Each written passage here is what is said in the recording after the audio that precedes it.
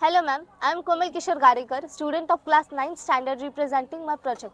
Ma'am आपण पाहतो आजची परिस्थिती भारत हा कृषी प्रधान देश असूनही शेतकऱ्याची परिस्थिती कुठे आहे? शेतकरी हा कर्जबाजारी होत जातोय आणि यासाठीच मी हा माझा प्रकल्प केलाय. यासाठीच मी माझा हा प्रकल्प केलाय. म्हणजे शेतकऱ्याचा फक्त कापूस का विकला जातो, कापसाच्या पयाट्या का नाही, हा माझ्या मनामध्ये प्रश्न आला. शेतकऱ्याचा गहू का विकला जातो, गव्हाच्या नंतर उरलेलं हे जे ग्रीन वेस्ट असतं हे का नाही विकलं जात, यावरच सोल्युशन मी केलंय मॅम माझ्या प्रकल्पाद्वारे. म्हणजे मी माझ्या पूर्ण प्रकल्पामध्ये हे जे मटेरियल आपण जाळून टाकतो फक्त कचरा म्हणून, हा गहू आल्यानंतर हे जे प्लांट वेस्ट आपण जाळून टाकतो कचरा म्हणून, त्या कचऱ्यापासूनच मी 500 रुपये प्रति लिटर पर्यंत किंमत जात असलेलं इथेनॉल सध्या बनवले आणि स्वतः मी हे घरी करून पाहिले मॅम आणि मला इथेनॉल सक्सेसफुली मिळाले सुद्धा. मी कसं केलं आणि काय केलं तुम्हाला सांगते मॅम.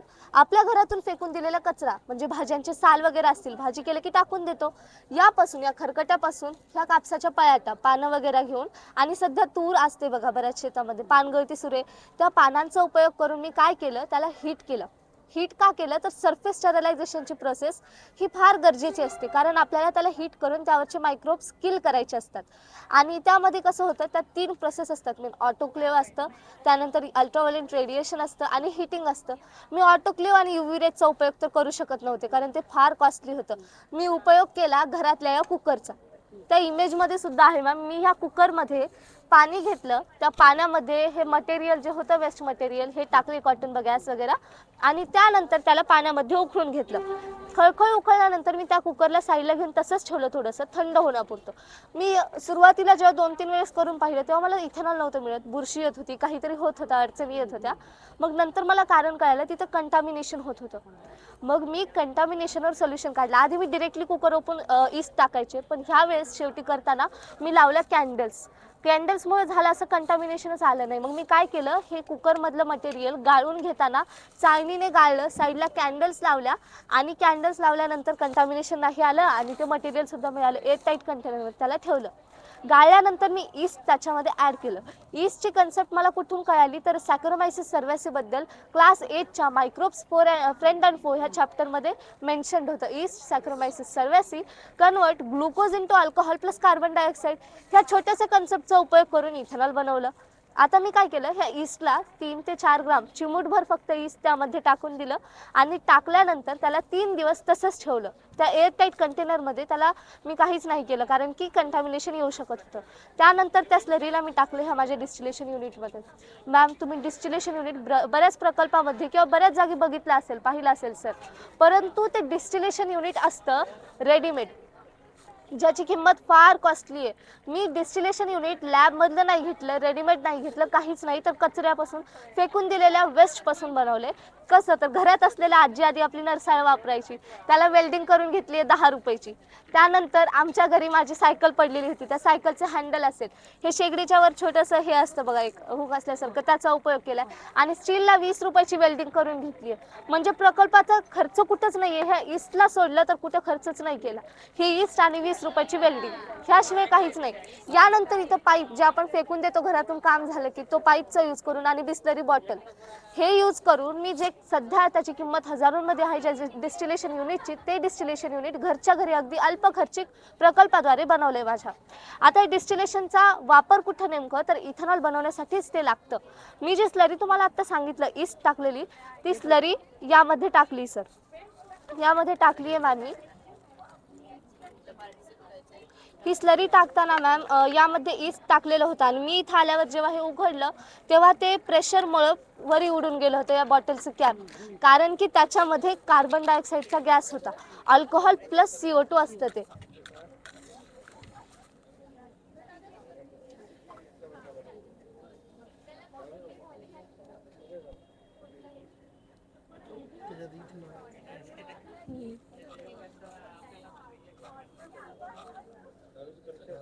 मॅम आता एक प्रश्न येतो की हे इथं एनर्जी वेस्ट होत असेल तर अजिबात नाही.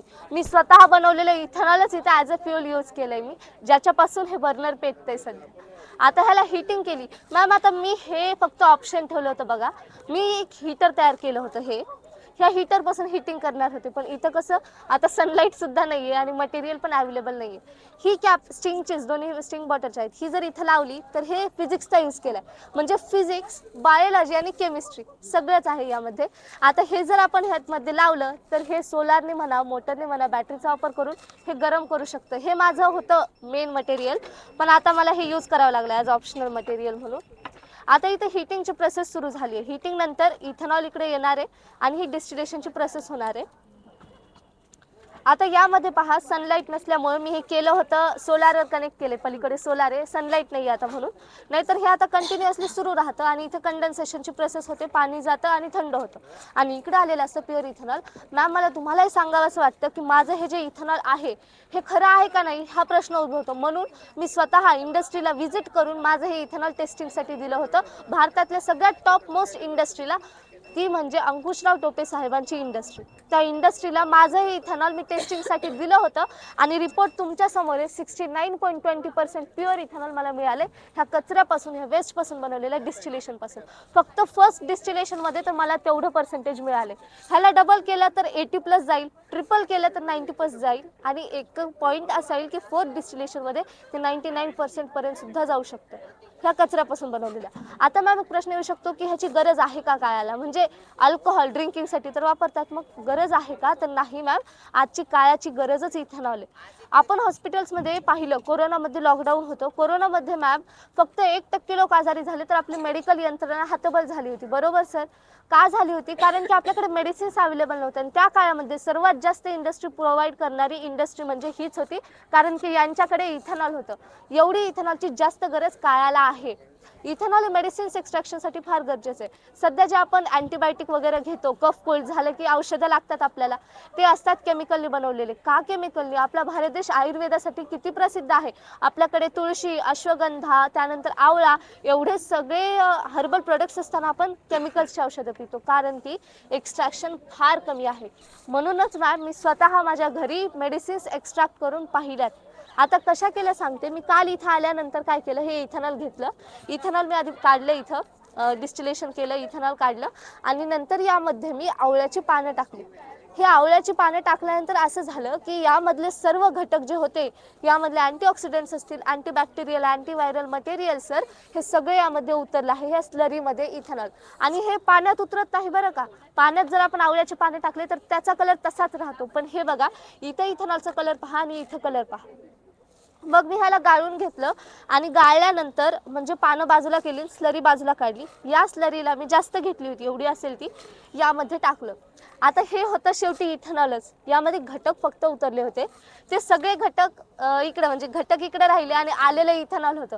म्हणजे ह्याला आपण किती पण रिसायकल करू शकतो, वर्षभर सुद्धा हे थोडंसं इथेनॉल घेतलं तर त्याच्यापासून आपण एवढं मेडिसिन्स एक्स्ट्रॅक्ट करू शकतो, हे मला सांगायचं आहे. मग इकडं आलेलं हे प्युअर इथेनॉल असणार आणि उरलेली होती ही पावडर, आवळ्याची पावडर, ही ज्याच्यापासून सध्या आपण टॅबलेट बनवू शकतो, मेडिसिन्स बनवू शकतो. आणि का बनवत नाही आपण? इथेनॉल नाही आहे, कारण की 2 मॉलिक्यूलपासून प्रोडक्शन सध्या सुरू आहे आणि माझं प्रोडक्शन आहे 4235 मॉलिक्यूलपासून. म्हणजे प्रोडक्शन पण वाढेल, मेडिसिन्समध्ये हर्बल प्रोडक्ट्स आपण म्हणजे नॅचरल मेडिसिन्स आपण यूज करू शकू आणि केमिकलची गरज लागणार नाही. हा माझा मेन मुद्दा आहे, म्हणजे मेडिसिनल लाईनमध्ये याची किती मदत होऊ शकते आपल्याला इथेनॉलची, हा मेन प्रकल्प आहे. आणि आता गेम चेंजिंग मुद्दा, मी 2 वेळेस मॅम हे रिपीट केलं की माझी बॉटलची कॅप वर गेली होती CO2 असल्यामुळे. मग या CO2चं काय? कार्बन डायऑक्साईड तर प्रदूषण करतो सर, प्रदूषण होऊ नये असा प्रकल्प कधी पण पाहिजे. मग प्रकल्पामध्ये मला एक प्रश्न आला की ह्या CO2मुळे प्रदूषण का व्हावं? CO2 प्रदूषण करायचं असेल तर प्रकल्पच कशाला केला? आणि आत्ता 28 तारखेला जेव्हा मी इथं आलो नागपूरमध्ये, तेव्हा तुम्ही सर्वांनी आणि मी सुद्धा ही बातमी ऐकली. अजितदादा पवार, आपले उपमुख्यमंत्री, यांचा जीव गेला. का गेला मॅम? का गेला सर? याबद्दल आपण विचार केला का? 100 फुटाहून एअरक्राफ्ट क्रॅश झाल्यामुळे. 100 फुटावरून फक्त जर एवढ्या महान, आता म्हणजे एअरक्राफ्टमध्ये जे ट्रॅव्हल करतात ते श्रीमंत लोक असतात, मग ते असतील नेते, थोर लोक, सायंटिस्ट असू शकतात किंवा मग कॉमन पर्सन असू शकतात. जर एवढे महान नेत्यांचा जर ॲक्सिडेंटमध्ये अशा मृत्यू होत असेल तर आपण तर सामान्य व्यक्ती आहेत, आपलं काय मग? आणि हे एका नेत्याचा मृत्यू होणं म्हणजे हजारो लोकांचा मृत्यू होण्यासारखं आहे, कारण तेवढ्यांचं आयुष्य कदाचित यांच्यावर डिपेंड असू शकतं. हे डेव्हलपमेंट करणार आहेत पुढे. म्हणून मला वाटलं की बीड जिल्ह्यासाठी ज्या व्यक्तीने, बीड जिल्ह्यासाठीच नाही महाराष्ट्रभरासाठी जे नाही ते केलं, त्यांनी किती कष्ट केले होते, किती राबराब राबले होते ते आपल्या महाराष्ट्रासाठी वगैरे. म्हणून मला वाटलं की वैज्ञानिक नात्याने, विज्ञानाची विद्यार्थिनी असण्याच्या नात्याने मी काहीतरी करावं. या कार्बन डायऑक्साईडचा उपयोग, या पॉल्युटनचा उपयोगच मी असा केला की ते फायर एक्सटिंग्विशर होणार आहे. फायर एक्सटिंग्विशरची गरज का? तर त्यांचा जीव कदाचित वाचला असता जर ते 100 फुटाहून खाली पडलं असतं. त्यांचा जीव गेला कारण की तिथं ब्लास्ट झाला. जर ब्लास्ट नसता झाला तर कदाचित हातपाय तुटले असते मॅडम सर, हातपाय तुटले असते, पण जीव वाचला असता, व्यक्ती वाचला असता. त्यात जे 6 लोक होते ते वाचले असते. गुजरातमध्ये झालेली घटना काय, तिथं पण कित्येक जणांचा मृत्यू झाला, तो सुद्धा वाचला असता जर ब्लास्ट नसता झाला. म्हणूनच मी हे केलंय. हे काय आहे? आणि एक तुम्हाला बातमी सांगते, गेवराईमध्ये 25 तारखेला इथेनॉलचा टँकर पेटलाय. इथेनॉलचाच तो टँकर होता जो इथल्याच इंडस्ट्रीला टेस्टिंगसाठी इथेनॉल आणत होता. म्हणजे हे होतंय सध्या, इथेनॉलचा टँकर पेट घेतो. सगळ्यामध्ये कॉमन पॉईंट काय तर ब्लास्ट. ब्लास्ट का? फ्युएलमुळे. मग फ्युएल ब्लास्ट होऊ नये असं हे छोटंसं यंत्र आहे. आता हे तुम्हाला 2 इंजेक्शन वाटू शकतात फक्त, पण हे 2 इंजेक्शन नाही आहेत तर लाखो लोकांचा जीव वाचवणारं हे यंत्र ठरू शकतं. आता कसं आहे आणि काय आहे मी तुम्हाला सांगते. हे जे इथेनॉल आहे हे आपण डिरेक्टली ट्रान्सपोर्ट करतो. 3 चेंबर्स असतात यामध्ये, किंवा फ्यूल असेल मला, ते डिरेक्टली टाकलं जातं कंटेनरमध्ये. मग या डिरेक्टली इथेनॉल टाकण्यापेक्षा हे मॉडेल मी इथं आल्यावर काल केलं, मला कल्पना सुचल्यानंतर. जर आपण इथेनॉल एखाद्या एअरटाईट कंटेनरमध्ये ठेवलं आणि त्याला टाकलं आणि बाजूला एक जागा उरते, पहा एक बायलेअर उरते, त्या लेअरमध्ये जर इथं प्रोड्यूस झालेला CO2 टाकला तर काय? CO2 कार्बन डायऑक्साईडला म्हणलं जातं फायर एक्सटिंग्विशर. 8वीच्या पुस्तकात मेन्शन्ड आहे. ह्या फायर एक्सटिंग्विशरमुळे होईल असं की याला लायटरने आपण आग जरी लावली तरी तिथं, आणि आग छोट्याशा थिंगीनेच लागते, म्हणजे तिथं जर आग लागली तरी पण तो CO2 लगेच तिथे येणार आणि फायर एक्सटिंग्विशरचं काम करून जी आग लागणार आहे, जो ब्लास्ट होणार आहे तो थांबवणार. तेच होणार सर. म्हणजे जर एअरक्राफ्ट एखादा पडला जरी, तिथे जर फ्रिक्शन सुद्धा झालं तरी पण तिथला कार्बन डायऑक्साईड लगेच तिथे येणार आणि फायर एक्सटिंग्विशर बनणार. म्हणजे आजच्या समस्यांवर हा उपाय हे छोटेसे 2 इंजेक्शन्स आहेत. म्हणूनच तुम्ही जे इथेनॉलचे आहे, फायरचे 5 प्रकार आहेत, त्यातले इथेनॉलचे फायरला चालतो का कार्बन डायऑक्साईड? सर 5 प्रकारचे सिलेंडर इथेनॉलच्या टँकरमध्येच आपण हे इम्प्लिमेंट करू शकतो. म्हणूनच मी केलंय सर हे. मला काय म्हणायचं आहे, आपले जे फायर आहे